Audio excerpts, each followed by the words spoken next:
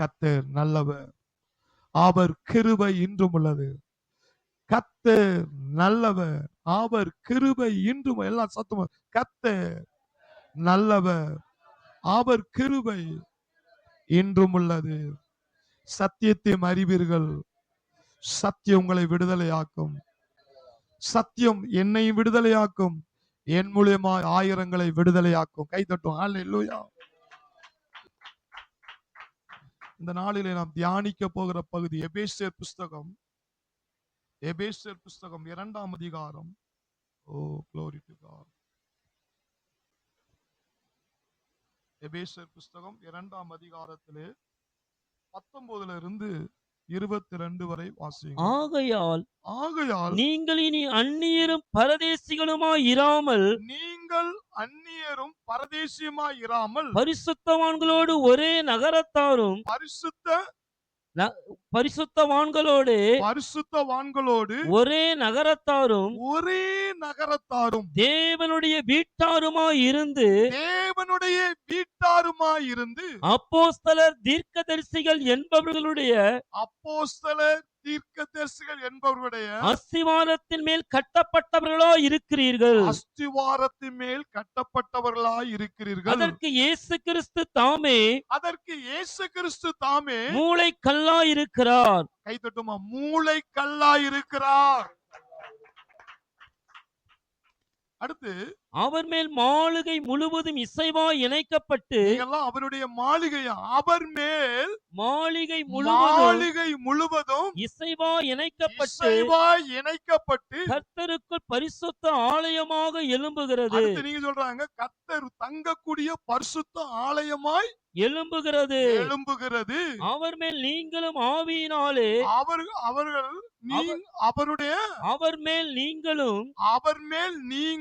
அவருடைய ஆவியினாலே தேவனுடைய வாசஸ்தலமாக கூட்டி கட்டப்பட்டு வருகிறீர்கள்.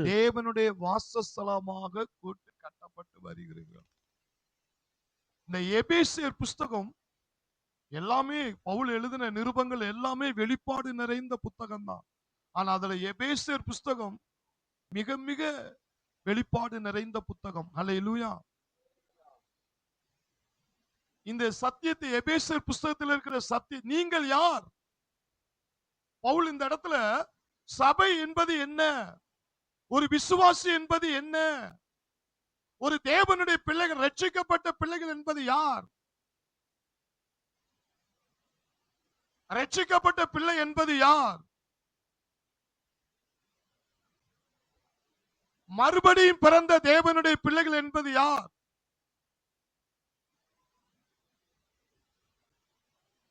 என்பதை பவுல் இந்த எபேசியர் புஸ்தகத்தில் ஒரு வெளிப்பாடாய் சொல்லுகிறார். முதலாவது என்ன சொல்றார் பாருங்க, 19. நீங்கள் இனி அந்நியரும் பரதேசிகளுமாய் இராமல் பரிசுத்தவான்களோடு ஒரே நகரத்தாரும். எல்லா சத்தங்க, தேவனுடைய பிள்ளைகள் யாரா? தேவனுடைய ஒரே நகரத்தார். நெஞ்சில கை சொல்லுங்க, தேவனுடைய ஒரே நகரத்தார். விசுவாசிக்கீங்களா? ஆமென். சோ நம்ம என்ன நினைக்கிறோம், நான் சபைக்கு வர்ற ஒரு சாதாரண விசுவாசியா, நான் ஏதோ வந்துட்டு போறேன் அப்படின்னு நினைக்கீங்க. ஆனா தேவனுடைய பார்வையில நீங்க யாரு? ஒரே நகரத்தார். நீங்க தான் தேவனுடைய நகரம். அடுத்து சொல்றாரு, தேவனுடைய வீட்டாருமாய் இருந்து. நீங்க தான் தேவனுடைய வீட்டார். கை தட்டுவோம், தேவனுடைய வீட்டார். ஒன்னு சொல்றாரு தேவனுடைய நகரம்ங்கிறாரு, இன்னொன்னு சொல்றாரு தேவனுடைய வீடு. தேவனுடைய பிள்ளைகள் என்பது தேவன் தங்கக்கூடிய வீடா இருக்கிறீர்களா, தேவனுடைய நகரமா இருக்கீங்களா? தேவனுடைய அட்ரஸே நீதான். அல்லேலூயா. இது எதுக்காக சொல்றேன்னா, நீங்க எவ்வளவு முக்கியம், தேவனுக்கு எவ்வளவு முக்கியம். ஏதோ வாழ்றோம், ஏதோ சாப்பிடுறோம், ஏதோ படுக்கிறோம், ஏதோ வேலைக்கு போறோம், ஏதோ வாழ்றோம் அப்படி நினைச்சு வாழாதீங்க ஒரு கிறிஸ்தவன். இந்த கடைசி காலத்துல பவுல் மூலியமா ஆண்டவர் உனக்கு ஒரு வெளிப்பாட தராரு. ஐயா, நீ மறுபடியும் பிறந்திருக்க, ரட்சிக்கப்பட்டிருக்கிறன்னா, நீ ஏதோ சாதாரண என் மனைவிக்காக, என் பிள்ளைக்காக, என்னுடைய அதுக்காக நான் வேலை பார்க்கிறேன், ஏதோ நான் வேலை பார்க்கணும், சாப்பிடணும், ஞாயிற்றுக்கிழமை ஆராதனை, அப்படி ஒரு வாழ்க்கை வாழ்றதுக்காக கர்த்தர் உன்னை அழைக்கல. அப்படியே உன் குடும்ப வாழ்க்கையே வாழ்ந்துட்டு கதையை ஓட்டிட்டு கல்லறைக்குள்ள போய் சேர்ந்துராத. தேவன் உன்னை அதற்காக அழைக்கல. நீ தேவனுடைய நகரம், நீ தேவனுடைய வீடு. கை தட்டுவோம். தேவனுடைய வீடு. அடுத்து சொல்றாரு, அப்போஸ்தலர் தீர்க்கதரிசிகள் தீர்க்கதரிசிகள் என்பவருடைய அஸ்திவாரத்தின் மேல் கட்டப்பட்டவர்களுமாயும் இருக்கிறீர்கள். பாத்தீங்களா? தேவனுடைய வீடு இருக்கு பாத்தீங்களா? அந்த வீடை லேசுகளை நீங்க தான் தேவனுடைய வீடுன்னு சொல்லிட்டாரு பவுல். அடுத்து அந்த வீட்டை சாதாரண இடிக்க முடியாதான், இடிக்க முடியாதான். சபை எப்படி கட்டி வருதான்? அப்போஸ்தலர் தீர்க்கதரிசிகள். ஒரு சபை என்று சொன்னா ஒரு அப்போஸ்தலன் இருக்கணும் கண்டிப்பா, அதான் சபை. அடுத்து என்னதுன்னா, தீர்க்கதரிசிகள் அப்போஸ்தலனுக்கு சைடு வெளிப்பாட கொடுக்கிற ஒரு தீர்க்கதரிசி. இதுதான் கட்டடத்தை அப்படி சபையை வளர்க்குமா. இந்த கட்டடம் இல்ல, இந்த கட்டடம். அல்லேலூயா. இந்த கட்டடத்துக்கு, மாளிகைக்கு, அதுக்கு அஸ்திவாரம் யாரா? அப்போஸ்தலர் தீர்க்கதரிசி அஸ்திவாரத்தை போட்டுட்டு அதுக்கு கல்லுக்கு, அந்த அஸ்திவாரத்துக்கு மூல கல்லு என்னவா? இயேசு கிறிஸ்து தாமே மூலை கல்லா இருக்கிறார். அப்போ அந்த தேவனுடைய பிள்ளைகளுடைய வாழ்க்கைய, தேவனுடைய திட்டத்தை, தேவனுடைய பிளான அழிக்க முடியுமா? முடியாது. கையை தட்டுவோம். ஹல்லேலூயா. இன்னைக்கு பிசாசானவன் உன்னுடைய வாழ்க்கை குறித்து பயங்காட்டலாம். ரட்சிக்கப்பட்ட சபைக்கு போயிட்ட கடைசியில உன் வாழ்க்கை எப்படி அமைய போதோ, நீங்க பிசாச பார்த்து சவால் விடுங்க. ஐயா, அப்போஸ்தலர் தீர்க்கதரிசி அஸ்திவாரத்தினால் கட்டப்பட்ட சபை, அந்த சபைக்கு மூல கல்லு யாருன்னா கிறிஸ்து. அப்படிதான் நான் மறுபடியும் பிறந்திருக்கிறேன். நான் அப்படிப்பட்ட தேவனுடைய நகரமாக, தேவனுடைய வீடாக, அந்த வீடு கிறிஸ்துங்கிற அஸ்திவாரத்தினால் கட்டப்பட்ட வீடாக, அப்போஸ்தலன் தீர்க்கதரிசியினுடைய பில்டிங்காக கர்த்தர் என்னை உருவாக்கி வச்சிருக்கிறார்னா, அந்த பில்டிங்க, அந்த கட்டடத்தை எந்த பிசாசும் அழிக்கவும் முடியாது. அதுக்குள்ள இருக்கிற தேவ திட்டத்தை அழிக்கவும் முடியாது, மாற்றவும் முடியாது. கையை தட்டுவோம். ஹல்லேலூயா. ஆண்டவர் எனக்கு அடிக்கடி என்ன சொல்வார்? சோர்ந்து போவாத, சோர்ந்து போவாத, சூழ்நிலையை பார்க்காத, நான் உனக்கு சொன்னதை கண்டிப்பா செய்வேன். நான் ஏமாற்றுற தேவன் அல்ல, நான் பொய்யுரையாத தேவன் அல்ல. ஏன் சொல்றாரு? பிசாசு அந்த கட்டடத்தை இடிக்கணும், நொறுக்கணும் நினைப்பான். முடியாது. ஏன்னா அவரே மூளைக்கல்லா இருக்கிறார். கை தட்டுவோம். மூளைக்கல்லா இருக்கிறார். அடுத்து என்ன சொல்றாரு? அவர் மேல் மாளிகை முழுவதும், அவர் மேல் மாளிகை முழுவதும் இசைவா இணைக்கப்பட்டு, இசைவாய். அடுத்து என்ன தெரியுமா? நீங்க அவருடைய மாளிகையா. நீங்க யாரு? அவருடைய மாளிகை. அவருடைய மாளிகை. தேவன் அறை அறையா கட்டியிருக்காருல்ல, அந்த அறையின் மாளிகையே நீங்க தானா. அவர் மேல் மாளிகை முழுவதும் இசைவாய் இணைக்கப்பட்டு கர்த்தருக்கு பரிசுத்த ஆலயமாக எழும்புகிறது. அடுத்து சொல்றாரு, பரிசுத்த தேவன் தங்கக்கூடிய பரிசுத்த ஆலயம். ஆலயம். இவ்வளவு வெளிப்பாட்ட பவுல் சொல்றாரு பாருங்க. 2-3 வசனத்துல இவ்வளவு. நீ யாரு? நீ யாரு? ஏதோ சும்மா ரோட்ல நடந்துட்டு ஏதோ பரதேசியா நான் அங்க போறேன் இங்க போறேன் அப்படி என்னன்னா, நீங்க யாருன்னு சரியா தெரியாம வாழ்றனாலதான் உங்களுடைய மைண்ட் சாதாரண ஆளா நீங்க வாழ்ந்து கொண்டிருக்கீங்க. பவுல் அப்படி சொல்லல. நீ தேவனுடைய நகரம், நீ தேவனுடைய வீடு, தேவனுடைய மாளிகை, தேவனுடைய மாளிகை, தேவனுடைய ஆலயம், தேவனுடைய பண்ண, தேவனுடைய வேலையால். 1 கொரிந்தியர் 3:9 சொல்றாரு. 1 கொரிந்தியர் 3:9 எடுத்து நாங்கள் தேவனுக்கு உடன் வேலையாட்களாய் இருக்கிறோம். நாங்கள் தேவனுக்கு உடன் வேலையாட்களாய் இருக்கிறோம். நீங்கள் தேவனுடைய பண்ணையும். ஐயா, நம்ம யாரா? நெஞ்சில கை சொல்லுங்க. தேவனுடைய பண்ணையும் தேவனுடைய மாளிகையுமாய் இருக்கிறீர்கள். மாளிகை, மாளிகை. கை தட்டுவோம். மாளிகை. தேவனுடைய பண்ணையும் தேவனுடைய மாளிகையுமாய் இருக்கிறோம். அப்ப நீ எவ்வளவு முக்கியமானவன். ஒரு குடும்பத்துல ஒரு ரட்சிக்கப்பட்டவன் இருந்தா அவன் சாதாரண ஆளே கிடையாதுங்க. நீ சாதாரண ஆளா நினைக்க போய் தான் நீ சாதாரண வாழ்ந்துகிட்டு இருக்க. நீ சாதாரண ஆள் கிடையாது. வாயால அறிக்கையிடு, நான் தேவனுடைய நகரம், நான் தேவனுடைய வீடு, நான் தேவனுடைய மாளிகை, நான் தேவனுடைய ஆலயம், தேவனுடைய பண்ண, தேவனுடைய உடன் வேலையால். 1 கொரிந்தியர் 3:16 சொல்றாரு, நீங்கள் நீங்கள் தேவனுடைய வாசிங்க. தேவனுடைய ஆலயமா இருக்கிறீர்கள் என்றும் நீங்கள் தேவனுடைய ஆலயமாய் இருக்கிறீர்கள் என்றும், தேவனுடைய ஆவி உங்களில் வாசமா இருக்கிறார் என்றும் அறியாதிருக்கிறீர்களா? ஐயா உனக்குள்ள என்ன ஆவி இருக்கு? தேவனுடைய ஆவி. கிறிஸ்துவுடைய உயிரையே நீ சுமந்துகிட்டு இருக்கிற.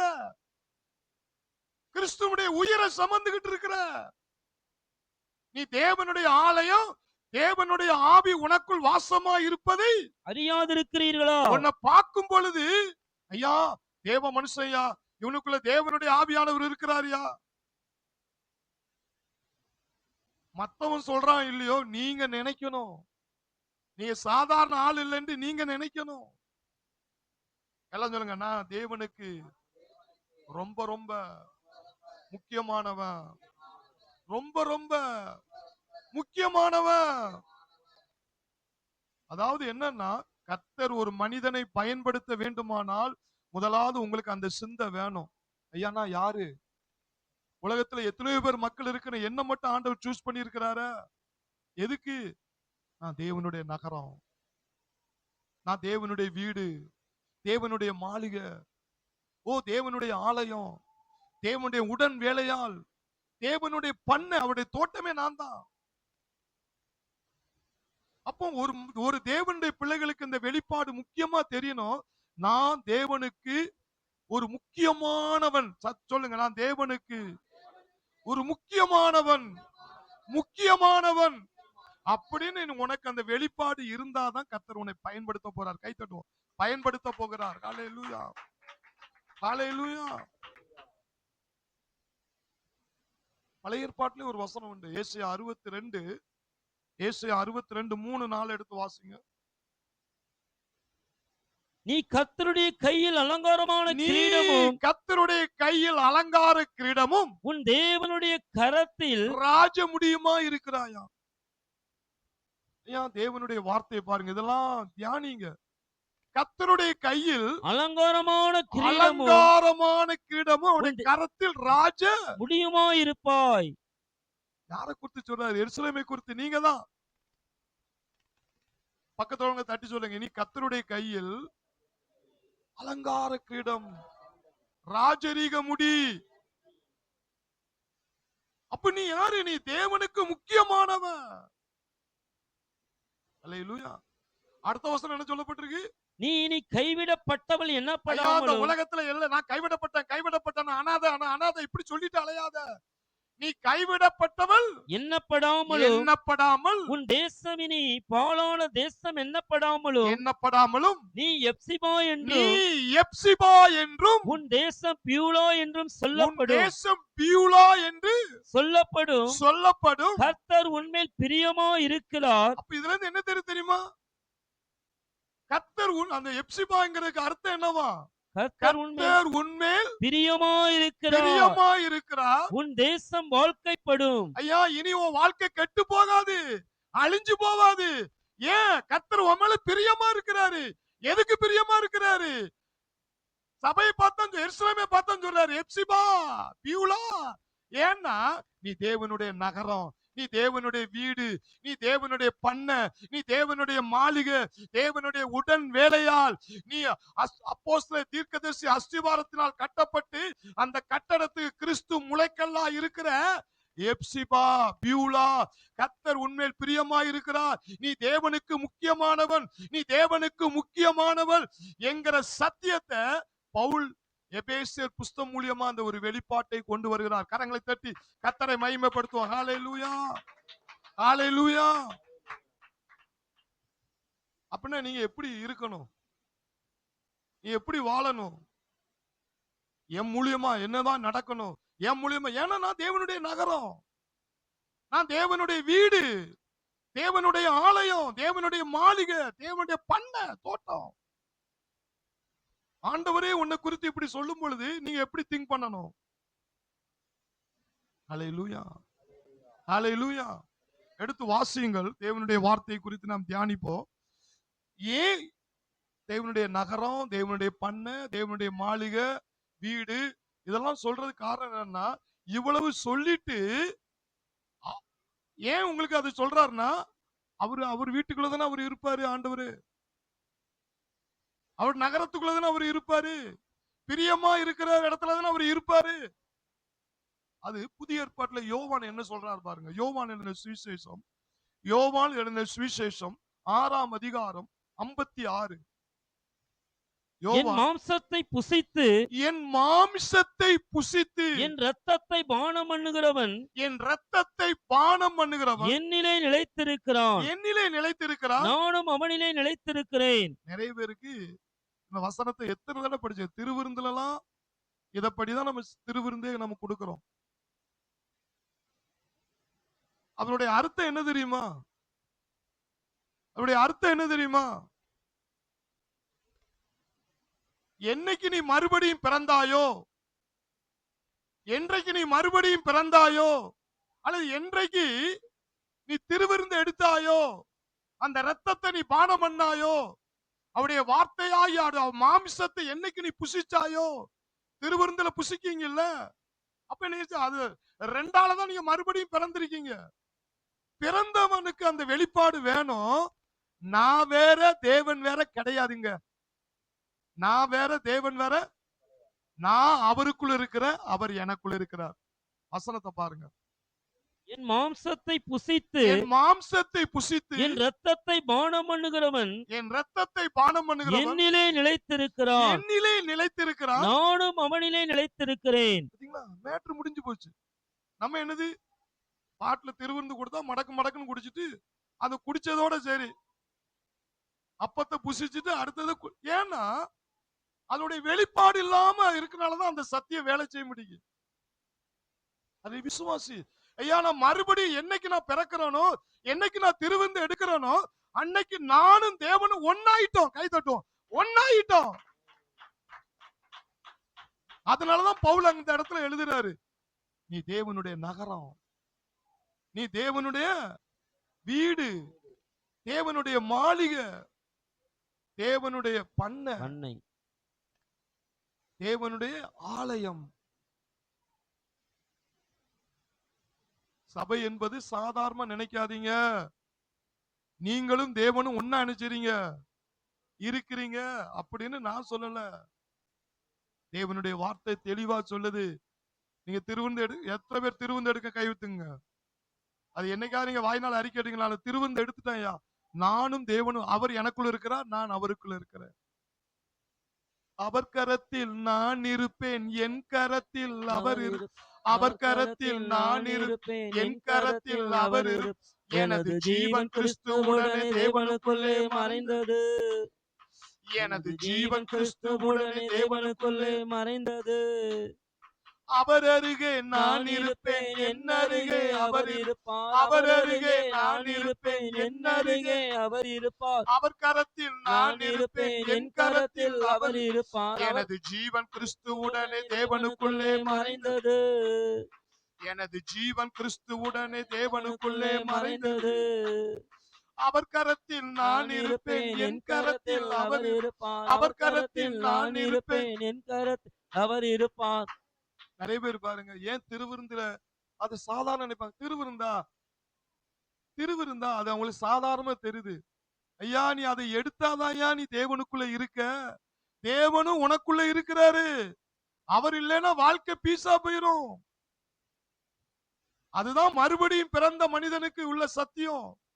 அந்த ரத்தத்தாலும் மரணத்தாலும் விசுவாசிக்கும் போதுதான் ஆவியானவர் உள்ள வந்து உன்னை மறுபடியும் பிறக்க வைக்கிறாரு. அதனாலதான் அந்த யோவான் அதை எழுதுகிறார். என்ன சொல்றாரு? அந்த ரத்தத்தை மாம்சத்தை புசிக்கிறவன் என்னில் நிலைத்திருக்கிறான், நானும் அவனில் நிலைத்திருக்கிறேன். அல்லேலூயா. அப்ப எடுத்தவங்க வீர முழக்கம் எடுங்க. ஐயா, தேவன் என்னோடு இருக்கிறார், நான் அவரோடு இருக்கிறேன், எந்த தீய சக்தி என்னை அழிக்க முடியாது. கைதட்டும், அழிக்க முடியாது. அப்படின்னா என்ன அர்த்தம்? நீ தேவனுக்கு முக்கியமானவன். நீ தேவனுக்கு எதனால? உன் கூட தேவன் எப்பொழுதும் இருக்கிறார். கைதட்டும், எப்பொழுதும் இருக்கிறார். அடுத்து எடுத்து வாசிங்க யோவான் 15:5. ஓ, glory to God. யோவான் 15:5. நானே திராட்சை செடி, நானே திராட்சை செடி. நீங்கள் கொடிகள். இங்க பாருங்க, இங்கேயும் ஆண்டவர் உன்னை பிரிச்சு காட்டல. ஐயா, நகரத்துக்குள்ளதான், பண்ணைக்குள்ளதான், தோட்டத்துக்குள்ளதான், ஆலயத்துக்குள்ளதான் அவர் இருக்கிறாரு, வெளியே இல்ல, உனக்குள்ளதான் இருக்கிறேங்கிறத திரும்ப திரும்ப ப்ரூவ் பண்றாரு பாருங்க. நானே திராட்சை செடி, செடி, நீங்கள் கொடிகள். நீங்கள் கொடிகள். ஒருவன் என்னிலும், ஒருவன் என்னிலும், நான் அவனிலும் நிலைத்திருந்தால், நான் அவனில் நிலைத்திருந்தால் அவன் மிகுந்த கனிகளை கொடுப்பான். நீங்க நம்ப மாட்டீங்கிறதுக்கு தான் ஆண்டவர் இயற்கை தாவரங்களை வச்சு பேச ஆரம்பிச்சுட்டாரு. ஐயா, நான் செடி, திராட்சை செடி. செடியோடு கொடி இணைஞ்சுதானே இருக்கும். செடி வேற கொடி வேற இருக்காது. செடி, நீ கொடி. அதனால செடிக்கு தண்ணி ஊத்தும் பொழுது அந்த செடியில இருக்கிற பிளெஸிங் பூரா கொடிக்கு போய் அது என்ன செய்யுமா? கனி கொடுக்குமா. ஐயா, நீ பிறருக்கு ஆசீர்வாதமாய் கனி கொடுக்கிறவனாக அந்த இயேசுவாகிய செடியில இருந்து நீ கொடியா இருக்கிறபடினால் நீ கட்டாயம் பிறருக்கு நீ கனி கொடுப்பாய். கை தட்டுவோம்.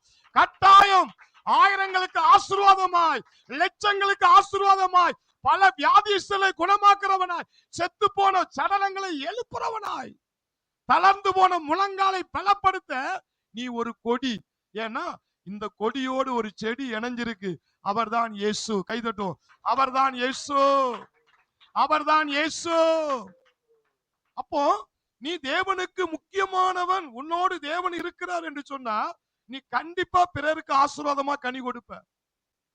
நீ தேவனுக்கு ஒரு முக்கியமான பாத்திரம். ஏன் ஆண்டவர் உன்னை சோர்ந்து போய் விட முடிக்காரு தெரியுமா? ஒரு குடும்ப பிரச்சனையோ ஒரு நாள் சோர்ந்து போவீங்க, மறுநாள் ஆண்டவர் உங்களை புஷ் பண்ணிடுறாரு. ஏன் தெரியுமா? நீ கனி கொடுக்கிறவன். நீ அவன் அந்த செடியோடு, இயேசு செடியா, அந்த செடியோடு இருக்கிற நீ கொடி. அந்த கொடி மூலியமா பல பேருக்கு சுவிசேஷம் சொல்லணும், பல வியாதிஸ் மேல கைய வைக்கணும், பல பேரை நீ உயிர்ப்பிக்கணும். இதுக்காக தான் ஆண்டவர் தெரிந்தெடுத்திருக்கிறாரு. அப்ப இந்த உலகத்துல நீ தேவனுக்கு ஒரு முக்கியமான ஒரு பாத்திரம். கைதட்டும். முக்கியமான ஒரு பாத்திரம். ஹல்லேலூயா. நீ ரட்சிக்கப்பட்ட பிள்ளை சாதாரண நினைக்காத. நிறைய பேர் நினைப்பாங்க, ஐயா அவன் கோடி கோடியா சம்பாதிக்கிறானா, கோடி கோடியா சம்பாதிக்கிறானா, அவன் தான் அந்த உலகத்துக்கு முக்கியமானவன் என்று சொல்றாங்க. இல்ல, நீ கொடியா இருக்கியா? செடியோடு நீ கொடியா இருக்கியா? அவன் தான் அந்த உலகத்துல முக்கியமானவன். கை தட்டும். முக்கியமானவன். ஹல்லேலூயா. ஹல்லேலூயா. உங்களுக்குள்ள வாழ்றார் பாத்தீங்களா? உங்களுக்குள்ள வாழ்றார்ல. ஹல்லேலூயா. ஹல்லேலூயா. ரட்சிக்கப்பட்ட தேவனுடைய பிள்ளைகள் சாதாரண ஆள் கிடையாதுங்க. சாதாரண ஆள் கிடையாது. ஏன்னா தேவன் 24 மணி நேரமும் உன் கூட தான் இருக்கிறாரு. அவர் விலகவே இல்ல. 24 மணி நேரமும் உன் கூட தான் இருக்கிறார். ஏன்னா தேவனுடைய நகரம், தேவனுடைய மாளிகை, தேவனுடைய வீடு, அவருடைய கட்டடம் பண்ண எப்பப்பா வேதத்துல அன்னைக்கு பார்த்தா ஆசாரியர், பரிசுத்த ஜாதி, சொந்த ஜனம், ராஜரிக கூட்டம், என்னென்னமோ. இங்க என்ன சொல்றாரு எபேசு சபையில? வீடு, பண்ண, மாளிகை, ஆலயம். புதிய ஏற்பாட்டு என்ன சொல்றாரு? அப்பா நான் செடி, நீ கொடி, 2 பேரும் ஒன்னாதான் இருக்கிறோம். என் ரத்தத்தை மாம்சத்தை புசிச்சுட்டு இல்ல, மறுபடியும் பிறந்துட்டு இல்ல. நீ எனக்குள்ள இருக்க, நான் உனக்குள்ள இருக்கிறேன். இது தெரிஞ்சாதாங்க நீங்க ஆசீர்வாதத்துக்குள்ள நுழைய முடியும். கைதட்டும். ஆசீர்வாதத்துக்குள்ள நுழைய முடியும். ஹல்லேலூயா. சத்தியத்தையும் அறிவீர்கள், சத்தியம் உங்களை விடுதலையாக்கும். உங்களை விடுதலையாக்கும். அடுத்து சொல்றாரு 7. இது தெரிஞ்ச வசனம் தான் உங்களுக்கு. யோவான் 7:38. வேத வாக்கியம் சொல்லுகிறபடி, இயேசு சொல்றாரு பாருங்க, வேத வாக்கியம் சொல்லுகிறபடி என்னிடத்தில் விசுவாசமா இருக்கிறவன் எவனோ எவனோ அவன் உள்ளத்தில் ஜீவ தண்ணீர் உள்ள நதிகள் ஓடும் என்றார். அப்ப நீ யாரு? நீ யாரு? நீ நதியை சுமந்துகிட்டு இருக்கிறவன். சொல்லுங்க, தேவனுடைய நதி. நதி நீங்க தான். உங்களுக்குள்ளதானே இருக்கு. உங்களுக்குள்ளதானே இருக்கு. உங்க உள்ளத்துல இருந்து நதி பாயுன்னா அந்த நதியே உங்களுக்குள்ளதான் இருக்கும். ஹல்லேலூயா. ஹல்லேலூயா. அப்ப உங்களுக்கு தேவன் முக்கியமா, முக்கியம் கிடையாதா? இந்த உலகத்துல ஆண்டவர் உன்னை வச்சிருக்கிறார்னா அந்த நதின்னா என்ன அர்த்தம் தெரியுமா? நீ போகும் இடமெல்லாம் அந்த நதி உன் கூட வருது. நீ போகும் இடமெல்லாம் கூட வருது. பல வருஷத்துக்கு முன்னாடி எனக்கு அந்த சத்தியமே தெரியாது. அத முன்னாடி ஒரு சாட்சியில நான் சொல்லியிருக்கேன். வேலூர்ல ஆபரேஷனுக்கு ஒருத்தருக்கு காலுக்கு ஆபரேஷன் பண்ணியிருந்தாங்க. அண்டன்ங்கிற பேர் உள்ளவரு. நம்ம ஜோன்ஸ் டீச்சருடைய தம்பி. வேலூர்ல ஜிஹெச்ல ஆபரேஷன் பண்ணி வச்சிருக்கு. அப்ப நான் அவருக்காக ஜெபம் பண்ண போகும்போது அவங்களுடைய மனைவி அந்த பெட்டு பக்கத்துல தான் அவங்களுடைய மனைவி நிக்கா. அவங்க பேரு அனி. இப்போ வந்து கோயம்புத்தூர்ல இருந்து காலி பண்ணி இப்போ இங்க வந்து தூத்துக்குடியில தான் இருக்கிறாங்க. ரூபவதி பேலஸ் அந்த கல்யாண மண்டபத்து பக்கத்துல தான் இப்ப அவங்க வீடு இருக்கு. அப்ப நான் அவருடைய கணவனுக்கான ஜெபம் பண்ண போயிருக்கேன். அப்ப எனக்கு இந்த விசுவாச சத்தியம்லாம் அந்த அளவுக்கு தெரியாது. ஆனா என்ன வசனம் தெரியாது. என்னன்னா மணிக்கணக்கா அந்நிய பாஷை பேசிக்கிட்டே இருப்பேன். அது ஒண்ணுதான் எனக்கு தெரியும். அது கிருபையா ஆண்டவர் அந்த நாட்கள்ல ஊத்திட்டார். ஒரே அந்நிய பாஷை பேசிக்கிட்டே தான் இருப்பேன். அப்ப அவருக்கு வந்து ஒரு சில வசனங்களை மட்டும் இயேசு நோயை சுமந்துட்டாரு, நீங்க எந்திரிச்சு நடங்க அப்படின்னு சொல்லி அவர்கிட்ட பேசிக்கிட்டு இருக்கேன். அவங்க பக்கத்துல அவங்க மனைவி இருக்கு. கர்த்தருக்கு முன்பாக சொல்றேன், 1000 தூதர்களுக்கு முன்னாடி பெருமைப்படுத்துக்கு சொல்லல. அவங்க மனைவி சொல்றாங்க, பாஸ்டர் நீங்க என் பக்கத்துல, என் கணவர் பக்கத்துல தான் நிக்காங்க. நீங்க பக்கத்துல வர வர எனக்குள்ள உடம்பெல்லாம் புல்லரிக்கு, ஒரு மாதிரி கரண்ட் ஷாக் மாதிரி ஒரு மாதிரி வருது. ஆனா அப்ப எனக்கு புரியல. நமக்குள்ள ஒரு நதி இருக்கு, நமக்குள்ள ஒரு கிணறு இல்ல, ஏன் செம்பு தண்ணி இல்ல, தேவனுடைய நதியே நம்ம சுமந்துகிட்டு இருக்கோம். அப்ப எனக்கு அந்த வசன வெளிப்பாடு தெரியாது. அல்லேலூயா. அவங்க சொல்றாங்க, நீங்க பக்கத்துல வர வர நீங்க பேச பேச எனக்குள்ள ஒரு வல்லமை, என் உடம்பு வந்து ஒரு மாதிரி புல்லரிக்கிற மாதிரி இருக்குப்பா. அப்ப அவங்க பாஸ்டர் பிரதர் தான் சொல்லுவாங்க. அவங்க ஆர்சியில உள்ளவங்க இல்ல, பிரதர் நீங்க பக்கத்துல வர வர என் உடம்புலாம் ஒரு புல்லரிக்கி. அப்ப எனக்கு அந்த சத்தியம் தெரியாது. இப்பதான் தெரியுது. ஒவ்வொரு தேவனுடைய பிள்ளைகளுக்குள்ளேயும் தேவனுடைய நதி இருக்கு. கை தட்டுவோம். ஆசீர்வதிக்கிற நதி. சொல்லுங்க, ஆசீர்வதிக்கிற நதி. உங்க பக்கத்து பாருங்க, உங்களுக்குள்ள ஒரு நதி இருக்கு. நீ போற இடமெல்லாம் அந்த நதி பாயும். சுகமளிக்கிற நதி பாயும். அப்போஸ்தல நதி பாயும். தீர்க்கதரிசி நதி பாயும். நீ சாதாரண ஆள் அல்ல. தேவன் உன்னை முக்கியமாய் கருதுகிறார். உன்னை தெரிந்தெடுத்து விட்டார். அவருடைய நகரமாக, வீடாக, மாளிகையாக நீ சாதாரண ஆளே கிடையாது. கை தட்டும். கிடையாது. ஹல்லேலூயா. இதை நீங்க தெரிஞ்சுக்கிட்டீங்க. ஒரு வீட்டுக்குள்ளேயோ ஒரு ஆஸ்பத்திரிக்கோ ஒரு பேஷண்ட்டுக்கோ ஜெபம் பண்ணும்போது பெப்பரப்பான்னு போய் நிக்க மாட்டீங்க. ஏதோ ஏனோதானோன்னு போய் நிக்க மாட்டீங்க. நான் முன்னாடி 20 வருஷத்துக்கு முன்னாடி நின்னா அப்ப எனக்கு அந்த சத்தியம் தெரியாது. ஓ, என்னிடத்தில் ஜீவன் நதி புறப்பட்டு வரும். ஓ, ஏதோ தோட்டத்துல பாஞ்ச அந்த நதியே எனக்குள்ளதான் இருக்கா அப்படிலாம் தெரியாது. தெரியாமலே வேலை நடந்திருக்கு பாருங்க. அப்ப இனிமே கர்த்தர் தெரிய வைக்கிறார்னா கண்டிப்பா ஒரு மகிமையான வேலையை கர்த்தர் செய்ய போறார். கை தட்டுவோம். மகிமையான வேலையை செய்ய போறாரு. ஹல்லேலூயா. நீங்க ஒவ்வொரு இது பாஸ்டருக்கு இல்ல, சபையை குறித்து பேசுறாரு. எபேசு சபையை குறித்து. இங்க யோவான் என்ன சொல்றாரு? எவனோன்ட்டாரு. நீங்க பாஸ்டரு, ஓ எசகா பிரான்சிஸ், ஓ ஓரல் ராபர்ட், ஓ பால் தினகரன், மோகன் ஸ்லாசர் அப்படின்னு சொல்லிட்டு அலைஞ்சிராங்க. வசனத்தை பாருங்க. என்னிடத்தில் எவனோ, விசுவாசமாய் ஐயா இருக்கிற எவனோ விசுவாசிக்கிறவன், எ- நீங்களும் நானும் அந்த லிஸ்ட்ல சேர்ந்துட்டோம். கை தட்டுவோம். சேர்ந்துட்டோம். ஹல்லேலூயா. இது அப்படி பெரிய பெரிய ஊழியக்காரங்களை அப்படி அண்ணாந்து பாக்குற காலம் இல்ல. அவங்கள மாதிரியே நீங்க ஜொலிக்கணும். கை தட்டுவோம். நீங்க ஜொலிக்கணும். ஹல்லேலூயா. அடுத்து எடுத்து வாசிங்க. ஸ்தானாதிபதிங்கிறார் பாருங்க. 2 கொரிந்தியர் 5:19-20. ஓ glory glory.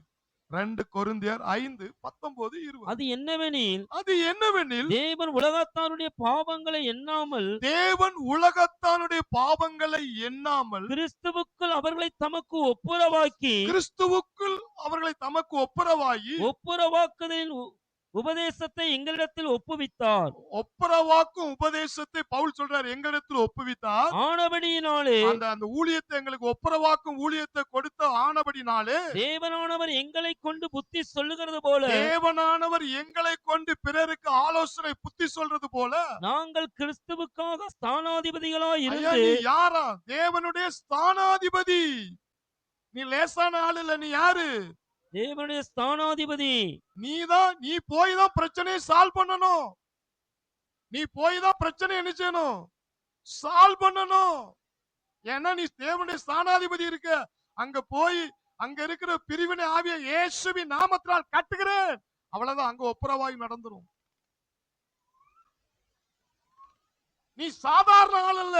தேவனுடைய ஸ்தானாதிபதினா என்ன தெரியுமா? தேவனுக்கு அடுத்த ஸ்தானம். அமெரிக்கால வில்லிகிராம் தான் உலகத்திலே நம்பர் 1 சுவிசேஷகர். இறந்துட்டாரு. அவருடைய ஞானம், அவருடைய பிரசங்கம் பண்ணார்னா ஒரு பூவை எடுத்து அப்படி பிரசங்கம் பண்ணி அந்த பூவுடைய இலை அந்த தண்டு இதை வச்சே விலைக்கு அவங்கள இயேசுக்குள்ள ஒப்பு கொடுக்க வச்சிருவாராம். அவ்வளவு பெரிய டேலண்ட். அவர் தான் ஆத்தும ஆதாயத்துல நம்பர் 1 ரெக்கார்டு வச்சிருக்கிறார். அவருடைய ஞானத்தை, அவருடைய ஸ்பீச்சை கேட்டு அமெரிக்கால ஐயா உங்களுக்கு நீங்க அமெரிக்கா ஜனாதிபதியாவே ஆகலாம் சொல்லி போஸ்ட் கொடுக்க நினைச்சாங்களாம். அமெரிக்காவுடைய ஜனாதிபதியாக, அமெரிக்காவுடைய ஜனாதிபதி ஆக முடியாது அந்த போஸ்ட கொடுத்தாங்க. கொடுக்க போறேன்னாங்களாம். அந்த பில்லிகிராம் என்ன சொன்னார் தெரியுமா? ஐயா அமெரிக்கா ஜனாதிபதியா, அமெரிக்கா ஜனாதிபதியா எனக்கு நீங்க போஸ்டிங் கொடுத்தீங்கன்னா நான் அமெரிக்காவுக்கு மட்டும்தான் ஜனாதிபதியா இருப்பேன். நான் அமெரிக்காவுக்கு மட்டும்தான். ஆனா தேவனுடைய ஸ்தானாதிபதினா உலகத்துக்கே ஸ்தானாதிபதி. தேவனுக்கு அடுத்த ஸ்தானம் தேவனுடைய பிள்ளை தாங்க. கைதட்டும், கைதட்டும். ஹல்லேலூயா. நீ சாதாரணவன் அல்ல. சத்தமா சொல்லுங்க. நான் தேவனுடைய ஸ்தானாதிபதி. நான் தேவனுடைய ஸ்தானாதிபதி. அவருடைய இரத்தத்தால் கழுவப்பட்ட தேவனுடைய ஸ்தானாதிபதியா இருக்கிறேன். உன்னை கொண்டுதாயா தேசங்களை ஆசீர்வதிக்க போறாரு. நீ பண்ற ஜபத்தினாலதாயா ஆட்சி அமைப்பாங்க. அல்லேலூயா. நீ சாதாரணவன் கிடையாது. இதை நீ முதலாவது ஒரு தேவனுடைய பிள்ளைகள் அறிய வேண்டும் என்பதற்காகத்தான் பவுல் எபேசு சபைக்கு அந்த சத்தியத்தை வெளிப்படுத்துகிறார். அல்லேலூயா, அல்லேலூயா. நீ தேவனுடைய ஸ்தானாதிபதி. அது எந்த ஸ்தானாதிபதி சொல்றாரு? அந்த குடும்பத்தை ஒப்புரவாகும் ஊழியத்தை செய்ய. அப்ப இந்த தேசத்தையே நீ சமாதானமாக்கக்கூடிய பவர் எங்க இருக்கு? பிள்ளைகள்கிட்ட தான் இருக்கு. தேவனுடைய பிள்ளைகளுக்குள்ள இருக்கு. ஹல்லேலூயா, ஹல்லேலூயா, ஹல்லேலூயா, ஹல்லேலூயா. ஒப்புரவாக்கும் ஊழியத்தை. ஹல்லேலூயா. அடுத்து எடுத்து வாசிங்க. எபேசியர் 2:7. இதெல்லாம் உங்களுக்கு தெரிஞ்சது. கிறிஸ்து இயேசுவுக்குள் நம்மை அவரோடு கூட எழுப்பி உன்னதங்களில் அவரோடு கூட உட்காரவும் செய்தார். அப்படின்னா என்ன அர்த்தம் தெரியுமா? மறுபடியும் பிறந்தவன். உங்கள் ஆவி மனிதன்ல நீங்க எப்படி இருக்கீங்க தெரியுமா? உன்னத வல்லமையில உட்கார்ந்து இருக்கீங்க. சாத்தானுடைய வல்லமைக்கு மேல உங்களை சோதிக்கிற சாத்தானை கட்டி சிறையாக்கக்கூடிய அந்த அதிகாரத்துல தேவன் உட்கார வச்சிருக்கிறாரு. ஆனா அது ஒரு மாம்ச கண்ணுக்கு தெரியல. ஆவிக்குள்ளாய் ஆவி மனிதனை சொல்லுங்க. ஆவி மனிதனை தேவன் எதுல வச்சிருக்காரா? சாத்தானுடைய வல்லமைக்கு மேல உன்னத வல்லமையில உட்கார வச்சிருக்கிறாரா. அப்போ ஒன்ன கொண்டுதான் சாத்தானுடைய வல்லமைய தரமட்டமாக்க போறார். கைதட்டும். தரமட்டமாக்க போறார். ஹல்லேலூயா, ஹல்லேலூயா.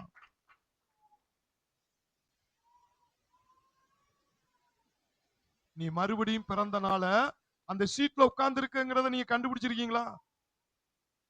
அது தெரியாதனாலதான் நீ சொல்ற சாத்தான் சோதிக்கான், சாத்தான் சோதிக்கான், சாத்தான் அப்படி பண்றான். ஐயா அந்த வல்லமைக்கு மேல நீ உட்கார. ஆவி மனிதன் உட்கார்ந்து இருக்கிறான். அது புறம்பான மனுஷன் நம்பல. நம்பிட்டான் சாதிச்சிருவான். கை தட்டுவான். நம்பிட்டான் சாதிச்சிருவான். அல்லேலூயா. கிறிஸ்துவுக்குள் நம்மை அவரோடு கூட எழுப்பி உன்னதங்களில் அவரோடு கூட உட்கார வைத்திருக்கிறார். அல்லேலூயா, ஹல்லேலூயா. ஏன் உங்களுக்கு போதிக்கிறேன்னா சத்தியம் தாங்க விடுதலையாக்கும். சத்தியத்தை கேட்கறதுல நம்ம ஆவலா இருக்கணும். இந்த சத்தியம் தெரிஞ்சாதான் நீங்க சாத்தானை கட்டுவீங்க, ஆசீர்வாதத்தை சுதந்திரிப்பீங்க. நீ தேவனுடைய ஸ்தானாதிபதி. தேவன் உன்னை மேலான அதிகாரத்துல உன்னை உட்கார வச்சிருக்கிறாரு. அடுத்து சொல்றாரு பாருங்க, எபேசியர் 3:12. அவரை பற்றும் விசுவாசத்தால் அவரை பற்றும் விசுவாசத்தால் அவருக்குள் நமக்கு தைரியமும் திடநம்பிக்கையோடு அவருக்குள் நமக்கு தைரியமும் திட நம்பிக்கையோடு நம்பிக்கையோடு தேவனிடத்தில் சேரும் சாக்கியமும் உண்டாயிருக்கிறது. சபைங்கிற ரட்சிக்கப்பட்ட மறுபடியும் பிறந்தவன் சாதாரண ஆள் இல்லையா. தேவனிடத்துல சேரும் சாக்கியத்தை. இப்ப நீ முதலமைச்சரை நீ அரை மணி நேரத்துல நீ பார்த்து வந்துருவீங்களா? ஒரு மணி நேரத்துல ஒரு எம்பியை நீ பார்த்துட்டு வர முடியுமா? இந்த நாட்டு பிரதமரை நீ ஒரு அரை மணி நேரத்துல உன்னால பார்த்துட்டு வர முடியுமா? பார்த்துட்டு வர முடியுமா? ஆனா சபைக்கு எழுதுறாரு பாருங்க பவுல், அவரை பற்றும் விசுவாசத்தால் அவருக்குள் நமக்கு தைரியமும் திட நம்பிக்கையோடு அவரிடத்தில் சேரும் சாக்கியமா உண்டாயிருக்கிறது. அவரை அப்பப்ப அவரை மீட் பண்ணிட்டு அப்பப்பங்க அவர் வாங்க கூட தான் இருக்கிறார். அவர்கிட்ட பேசிட்டு அவர் சத்தத்தை கேட்டுட்டு அவர் என்ன செய்ய போறாரு. அப்படிப்பட்ட ஸ்லாக்கியம் உடையவர்கள் தான் தேவனுடைய பிள்ளை. கைத்தட்டும். தேவனுடைய பிள்ளை, தேவனுடைய பிள்ளை. இது ஏன் சொல்றேன்னா, இது தெரிஞ்சாதான் ஒரு பிரச்சனை வந்த உடனே ஆண்டவர்ட்ட பேசுவீங்க. இல்லைன்னா வெளிப்பாடு சொல்ற மனிதன் இருக்கிறானா, தீர்க்கதரிசனம் சொல்ற மனிதன் இருக்கிறானா தேடி அலைவாங்க. அன்னைக்கு ஒரு வீட்டுக்கு நான் ஜோம் பண்ண போகும்போது அவங்க சொல்றாங்க, நான் வெளிப்பாடு சொல்றேன், ஊட சும்மா எக்ஸ்ட்ரா பிட்டிங்கே அடிச்சு விட்டுருவேன். அது எனக்கு இப்பதான் ஆவியானவர் உணர்த்துறாரு. அதை உண்மையா அவர் சொன்னதே ரைட் தான். ஏன்னா ஆண்டவர் உணர்த்தவே தான் சொல்றாங்க. நான் எக்ஸ்ட்ரா பிட்டிங் போட்டு சொல்லிடுறேன் பாஸ்டர், என்ன அது எனக்கே தப்புன்னு தெரியுது, அதனால எனக்கு இந்த தீர்க்கதரிசனம் வரமே வேண்டாம், அதோட பெரிய சாபத்தை அடிய. நான் சொன்னேன், இப்படி பேசினவங்க எல்லாம் ஆண்டவர் மன்னிப்பாரு. ஆனா அது உணர்வு இல்லாம போயிட்டா நிறைய பேர் ஊமையாக்கி இருக்காங்க தெரியுமா? என் கண்ணால அப்படி பார்த்திருக்கேன். ஊமையா, வாய் பேச முடியாத ஊமையா போயிருக்காங்க. ஒரு கட்டத்துல 6 மணி நேரில ஒரு பெரிய ஊழியமே நடந்தது. கடைசியில அட்டாக்ல அந்த ஊழியமே இல்லாம போயிட்டு. கடவுளை ரொம்ப ஏமாத்த முடியாதுங்க. வெளிப்பாடு தீர்க்கதரிசனம் சொல்லி பொய்யானதை சொல்லி ஜனங்களை குழப்பி, தேவனுடைய வரம் இருக்கு அதுக்காக பொய்ய சொல்லி. ஆனா இப்ப நீங்களே டைரக்டா போய், ஆனா அதுக்காக உண்மையா சொல்ற ஊழியக்காரங்க இருக்காங்க. நான் வரத்தை மட்டுப்படுத்தல, தீர்க்கதரிசனம் பேசணும். ஆனா சிலர் பொய்யாகவே தன்னை வெளிப்படுத்துவதற்காக என்னெல்லாமோ சொல்ல ஆரம்பிச்சிட்டாங்க. ஜாக்கிரதை, சபை ஜாக்கிரதையா இருக்கணும். ஏன்? நீ தேவனோடு சேரக்கூடிய ஸ்லாக்கியத்தை பெற்றிருக்க. தேவனுடைய குரலை கேட்கக்கூடிய ஒரு மினிஸ்டரை ஒரு 4 மணி நேரம் பார்க்க முடியாது. நீ கண்ணை மூடி முழிக்கிறீங்களா, அப்பாட்ட பேச முடியும். கைதட்டும். அப்பாட்ட பேச முடியும். ஹல்லேலூயா. அப்பாட்ட சத்தத்தை கேட்க முடியும். அப்பாவுடைய தொடர்புல தான் நீ இருக்க. நீ தைரியமா போலாம் அப்பா பக்கத்துல. அந்த ஸ்லாக்கியத்தை நீ பெற்றிருக்கீங்க என்று வேதம் சொல்லுது பாருங்க. ஹல்லேலூயா. கடைசியா ஒன்னு, பிலிப்பியர் 4:13. glory glory. பலப்படுத்துகிற கிறிஸ்துவினாலே என்னை பலப்படுத்துகிற கிறிஸ்துவினாலே எல்லாவற்றையும் செய்ய எனக்கு பலன் உண்டு. எல்லாவற்றையும் செய்ய எனக்கு பலன் உண்டு. அப்பனா என்ன அர்த்தம் தெரியுமா? நீ ஏன் இந்த உலகத்துக்கு முக்கியமானவன்? நீ ஏன் இந்த தேவனுக்கு ரொம்ப முக்கியமானவன்? தேவன் உன்னோடு இணைந்து இருக்கிறனால உன்னை கொண்டு செய்ய முடியாது ஒண்ணுமே இல்லையா? உன்னை கொண்டு கர்த்தர் செய்ய முடியாதது ஒண்ணுமே இல்ல. அதனால சீசர் பாத்தீங்கன்னா, உங்களால் கூடாதது ஏன்? அவங்களோடு தேவன் இருக்கிறார். அதனாலதான் பவுல் அந்த வார்த்தை சொல்றார், என்னை பலப்படுத்துகிற கிறிஸ்துவினாலே எல்லாவற்றையும் செய்ய எனக்கு பலன் உண்டு. உனக்கு ஆசீர்வாதம் வர்றதுக்கு சூழ்நிலை ஏட்டிக்கு பூட்டியே இருக்கலாம். உனக்கு அற்புதம் நடக்கிறதுக்கு சான்ஸே இல்லாம இருக்கலாம். பயப்படாதீங்க. உங்களுக்குள்ள கிறிஸ்து வாழ்றதுனால எதையும் மாற்றக்கூடிய பலன் உன்னால முடியும். கிறிஸ்து உனக்குள்ள இருக்கிறார். நீ விசுவாசத்துல பவுல மாதிரி பேசுங்க. என்னை பலப்படுத்துகிற கிறிஸ்துவினாலே எல்லா பிரச்சனையும் மாற்ற, எல்லா சோதனை மாற்ற எனக்கு பலன் உண்டு. கைதட்டும். பலன் உண்டு. எல்லா சூழ்நிலை மாறும். நீங்க பயந்து குழம்பி இருக்கிற பிரச்சனை கண்டிப்பா மாறுங்க. ஏன்னா கிறிஸ்து உங்களுக்குள்ள முழு பலனா இருக்கிறார். அப்ப என்ன அர்த்தம்? கிறிஸ்து உங்களுக்கு பலனா இருக்கிறனால உங்களை கொண்டு முடியாத காரியம் ஒண்ணுமே கிடையாது. அப்ப இதுல இருந்து என்னது? நீ தேவனுக்கு முக்கியமானவன். கிறிஸ்து உனக்குள்ள இருக்கிறாரு. உன்னை கொண்டு எல்லாத்தையும் சவுட் மேனிக்கு செய்ய போறார். கை தட்டுவோம். சவுட் மேனிக். ஹalleluya, ஹalleluya. நாம் கண்களை மூடுவோம். ஓ glory to hallelujah. thank you lord, thank you jesus. தேவனுடைய வார்த்தை கனம் பண்ணுங்கள். தேவனுடைய வார்த்தை கனம் பண்ணுங்கள். என்னை கனம் பண்ணுகிறவரை நான் கனம் பண்ணுவேன். தேவன் வார்த்தையா இருக்கிறார். தேவன் வார்த்தையா இருக்கிறார். இந்த சத்தியத்தை கேட்டுக்கொண்டு இருக்கிற தேவனுடைய பிள்ளைகளே, இது மனுஷனுடைய வார்த்தை அல்ல, இது கட்டுக்கதை அல்ல, இது தேவனுடைய வார்த்தை. அதை அனுப்புனா அது வெறுமையா திரும்பாதான். அதை எதை பேசுறாரோ அதை சாதிச்சுட்டு தான் அது திரும்பும். இன்னைக்கு ஆண்டவர் சொல்றாரு, நீ தேவனுக்கு முக்கியமானவன்.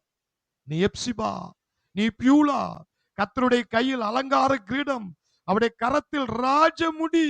நீ தேவனுடைய பண்ண, நீ தேவனுடைய மாளிகை, அவருடைய உடன் வேலையாட்கள். கர்த்தர் உன்னை கொண்டுதாயா சுவிசேஷ உலகத்துக்கு கொண்டு போறாரு. உன்னை கொண்டுதாயா அற்புத அடையாள ஊழியத்தை செய்ய போறாரு. நீ சாதாரண ஆள் நினைச்சு உட்கார்ந்துராத. நீ தேவனுடைய மாளிகை, தேவனுடைய நகரம், தேவனுடைய வீடு, தேவனுடைய ஆலயம், அப்போஸ்தலர் தீர்க்கதரிசினால் கட்டப்பட்ட மாளிகை. அந்த மாளிகைக்கு கல்லு கிறிஸ்துவே மூளைக்கல். அப்படியானால் உன்னுடைய ஊழியத்தையோ உன்னுடைய தரிசனத்தையோ பிசாசு அழிக்கவே முடியாது. சவால் விடுங்க. ஐயா, நான் என்னுடைய ஊழியத்திற்கு மூளை கல்லே, என் வாழ்க்கைக்கு மூளை கல்லே கிறிஸ்துதாயா. என்ன அழிச்சா கிறிஸ்துவ அழிச்சைக்கு சம்பந்தமாயிரும். அழிக்கவே முடியாது. கை தட்டும். அழிக்கவே முடியாது. ஓ glory, glory, glory, glory. நன்றி ஆண்டவர், நன்றி. இன்னைக்கு சோர்ந்து போய் வந்திருக்கிறாயா? தளர்ந்து போய் வந்திருக்கிறாயா? சத்துரு எல்லா திட்டத்தையும் அழிச்சு போடுவான்னு நினைக்கிறியா? முடியாது. யோபு அதை அறிந்திருந்தான். தேவரீ, நீ சகலத்தையும் செய்ய வல்லவர். நீ செய்ய நினைப்பது ஒன்றும் தடைபடாது.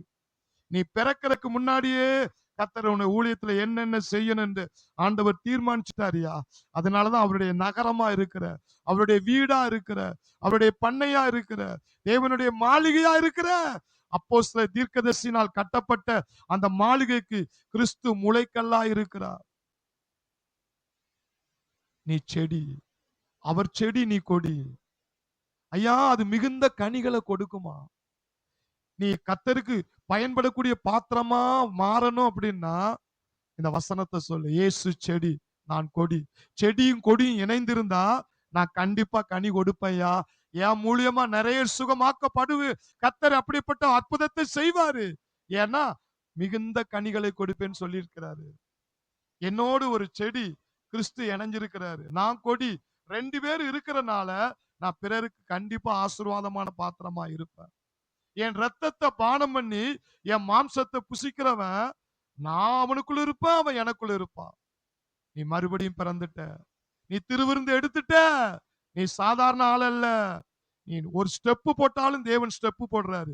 நீ கண்ணை திறந்து பார்த்தா தேவன் கண்ணை திறந்து பார்க்கிறாரு. நீ எச்ச துப்பி மண்ணை குலைச்சு அவன் கண்ணுல விசுவாசோடு பூசுனா அது இயேசுவே பூசுனதுக்கு அர்த்தம். நீ காலை நீட்டுன, கர்த்தர் காலை நீட்டுறாரு. நீ விரலை நீட்டுன, கர்த்தர் விரலை நீட்டுறாரு.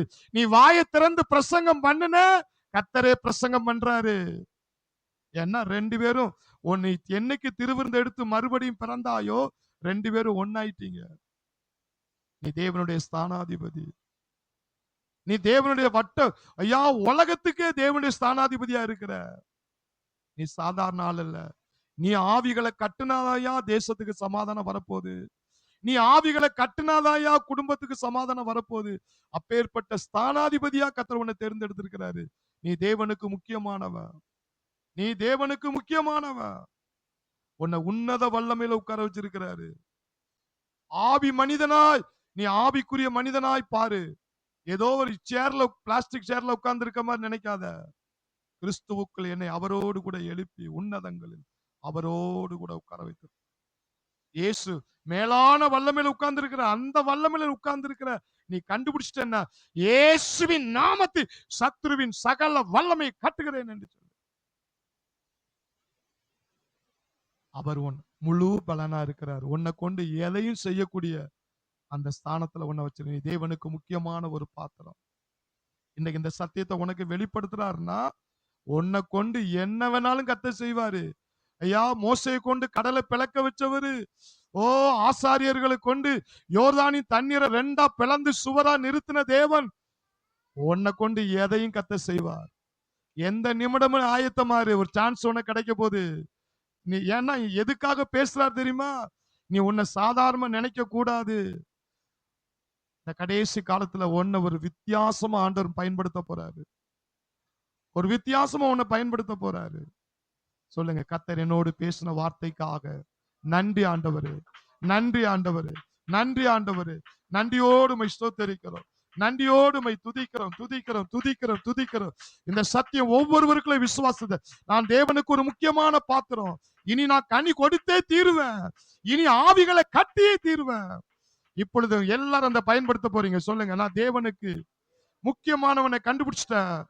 கிறிஸ்துவுக்குள் என்னை அவரோடு கூட எழுப்பி உன்னதங்களில் அவரோடு உட்கார வைத்திருக்கிறபடினா, இயேசுவின் நாமத்தில், இயேசுவின் நாமத்தில் எனக்கு ரோதமாய், ஊழியங்களுக்கு ரோதமாய், ஆசீர்வாதத்துக்கு ரோதமாய், சுகத்துக்கு ரோதமாய், தேசத்தின் ஆசீர்வாதத்துக்கு ரோதமாய் செயல்படுகிற சாத்தானின் சகல வல்லமை இயேசுவின் நாமத்தினாலே கட்டுகிறேன். ஆசீர்வாதத்தை இயேசுவின் நாமத்தினாலே கட்டவிழ்க்கிறேன். எனக்குள் இருக்கிற அந்த ஜீவன் நதியை, எழுப்புதல் நதியை இயேசுவின் நாமத்தினால் நான் கட்டவிழ்க்கிறேன். ஆசீர்வாதங்களை இயேசுவின் நாமத்தினாலே கட்டவிழ்க்கிறேன். ஒவ்வொருடைய வாழ்க்கையிலும் அற்புதம் உண்டாவதாக இயேசுவின் நாமத்தில் பிதாவே.